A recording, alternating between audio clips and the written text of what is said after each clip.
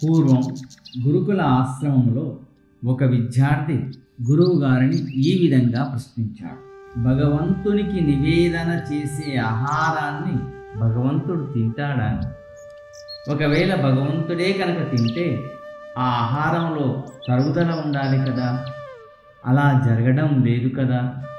ఎందుకు మనం అలా భగవంతునికి నివేదన ఇచ్చిన తర్వాతనే మనం ఆ ఆహార పదార్థాన్ని ప్రసాదంగా స్వీకరిస్తున్నాం అని గురువుగారిని ప్రశ్నిస్తాడు. దానికి గురువుగారు చిరునవ్వు నవ్వివేసి సమాధానాన్ని ఇవ్వకుండా ఆ రోజు తరగతిని ప్రారంభిస్తాడు. ఆ రోజు తరగతిలో పూర్ణమిదం పూర్ణమదం పూర్ణాత్ పూర్ణముదచ్యతే పూర్ణస్య పూర్ణమాదాయ పూర్ణమేవావశిష్యతే. నాయన, దీని యొక్క భావార్థం ఏమిటి అంటే, సున్నాను సున్నా చేత కూడిన, సున్నాను సున్నా చేత తీసివేసిన, సున్నాను సున్నా చేత గుణించిన, సున్నాను సున్నా చేత భాగించిన సున్నానే వస్తుంది నాయన. మనం ఈ లోకంలోకి వచ్చేటప్పుడు ఏమీ తీసుకుని రాయలేదు. మనం ఈ లోకంలో నుంచి వెళ్ళిపోయేటప్పుడు ఏమీ తీసుకొని పోము. ఖాళీ చేతులతోనే వచ్చాము, ఖాళీ చేతులతోనే వెళ్ళిపోతాం నాయన అని ఆ పాఠాన్ని పూర్తి చేశాను. దీనిని విద్యార్థులందరూ చదవండి అని చెప్పి తెలియజేస్తాడు.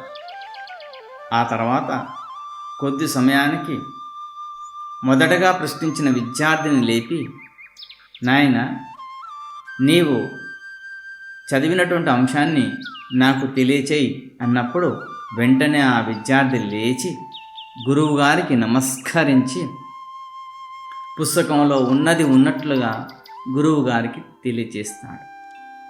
వెంటనే గురువుగారు, నాయన, నీవు పుస్తకంలో ఉన్నది ఉన్నట్లుగా తెలియచేశావా?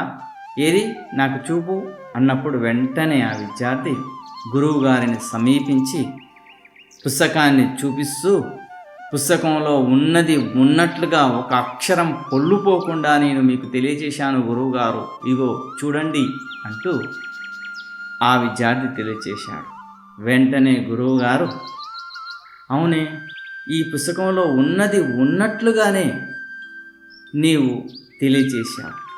పుస్తకంలో ఉన్నది ఉన్నట్లుగా ఒక అక్షరం పొల్లుపోకుండా, అక్షరంలో తరుగుదల లేకుండా, పదంలో తగ్గుదల లేకుండా, వాక్యంలో తరుగుదల లేకుండా నీ మెదడులోకి చొప్పించావు. అది ఎలా జరిగింది అని ఆ విద్యార్థిని అడిగేస్తాడు.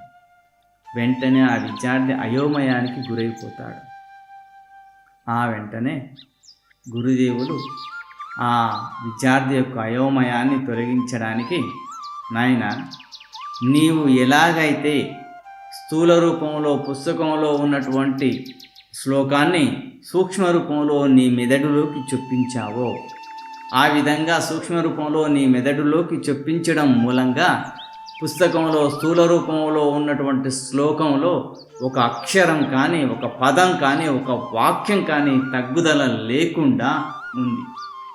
అదేవిధంగా నాయన, ఆ సర్వేశ్వరుడు, ఆ పరమేశ్వరునికి నీవు నివేదించిన ఆహార పదార్థాన్ని సకల లోకాలను ఏలేటటువంటి ఆ సర్వేశ్వరుడు సూక్ష్మ రూపధారి అయి ఆ ఆహారాన్ని స్వీకరిస్తాడు.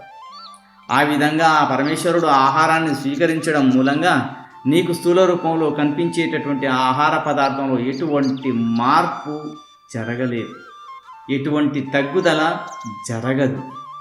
ఆ విధంగా ఆ పరమేశ్వరుడు సూక్ష్మ రూపధారి స్వీకరించినటువంటి ఆ ఆహారాన్ని మనం స్వీకరించడం మూలంగా, ఆ పరమేశ్వరుని ప్రసాదంగా మనం స్వీకరించడం మూలంగా మనకెంతో శుభం జరుగుతుంది నాయన. ఈ వాస్తవాన్ని గమనించు, ఈ వాస్తవాన్ని అర్థం చేసుకో. నీవు ఏ రకంగానైతే స్థూల రూపంలో పుస్తకంలో ఉన్నటువంటి శ్లోకాన్ని సూక్ష్మ రూపంలో నీ మెదడులోకి చొప్పించావో, అదేవిధంగా సకల లోకాలను ఏలేటటువంటి ఆ పరమేశ్వరుడు సూక్ష్మ రూపంలో నీవు పెట్టినటువంటి ఆహార పదార్థాన్ని స్వీకరించి ఆ ఆహార పదార్థంలో తగ్గుదల అనేది లేకుండా నీకు స్థూల రూపంలో ఆ ఆహార పదార్థాన్ని ఆ విధంగానే ఉంచి నీవు భుజించేటట్లుగా చేశాడు నాయన. ఆ వాస్తవాన్ని గమనించు. ఆ సర్వేశ్వరుని యొక్క మాయను అర్థం చేసుకో. ఈ మాయను నీవు అర్థం చేసుకుంటే ఆ సర్వేశ్వరుని యొక్క కృప నీకు లభిస్తుంది. ఈ వాస్తవాన్ని గమనించండి. నేటి కాలంలో స్థూల సూక్ష్మ కారణ శరీరాలు మనిషికి ఉంటాయి నాయన అంటే అతనికి ఏమీ అర్థం కాని అయోమయమైనటువంటి స్థితిలో ఉన్నాడు. మట్టి బుర్రతో ఈ లోకంలో అతను ప్రయాణాన్ని సాగిస్తున్నాడు. ఉదయం లేచిన కానుంచి పరుగున జీవితాన్ని సాగిస్తూ పరుగున రాత్రి వరకు తన జీవితాన్ని ప్రయాణం సాగిస్తూనే ఉన్నాడు. అతనికి ఈ సూక్ష్మ స్థూల కారణ శరీరాల గురించి అర్థం కూడా కాదు. అలా అని వాడు ఆలోచించను.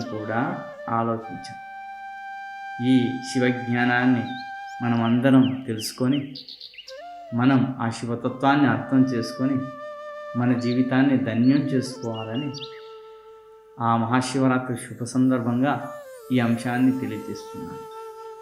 సర్వే జనా సుఖినో భవంతు. ఓం శాంతి శాంతి శాంతి.